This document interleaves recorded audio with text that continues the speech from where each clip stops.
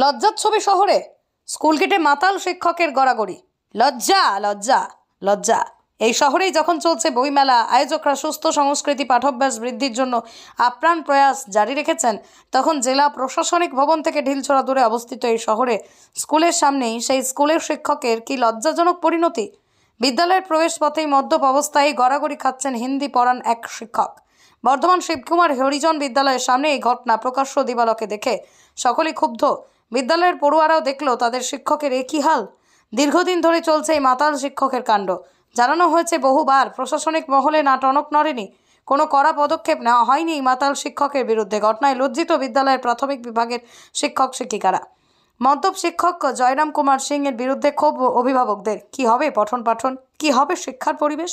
এই যদি হয় শিক্ষকের হাল, উঠছে প্রশ্ন, কেন উদাসীন প্রশাসন? এইসব কারণেই বাড়ছে বেসরকারি শিক্ষা প্রতিষ্ঠানের সংখ্যা, বলছেন শহরবাসী।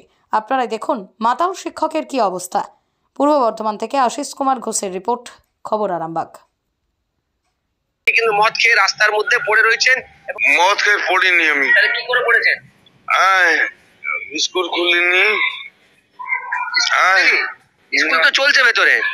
না, স্কুল খুলিনি। দেখতে পাচ্ছেন রয়েছেন মদ্যপান অবস্থায়, এবং স্কুলে কিন্তু দেখতে পাচ্ছেন অলরেডি কিন্তু ক্লাস চলছে, বাচ্চারা টিফিন পিরিয়ডে রয়েছে। হ্যাঁ বলুন। খুলিনি কিন্তু ক্লাস চলছে, বাচ্চারা টিফিন পিরিয়ডে রয়েছে। হ্যাঁ বলুন। খুলিনি, এখনই ডাকুন। কি নাম আপনার? নাম কি? জয়রাম সিং। খুলুন। হ্যাঁ, একটু পাশে। সকাল মদ খেয়ে আসিনি আমি। দেখুন, মদ খেয়ে আসিনি আমি। স্কুলে ক্লাস চলছে, স্কুলে টিফিন পিরিয়ডে বাচ্চারা রয়েছেন, এবং যেখানে স্কুল শিক্ষক তিনি কিন্তু মদ খেয়ে তিনি এখানে রাস্তার মধ্যে ঘুমিয়েছিলেন। আমরা দেখতেই তিনি উঠে পড়েছেন।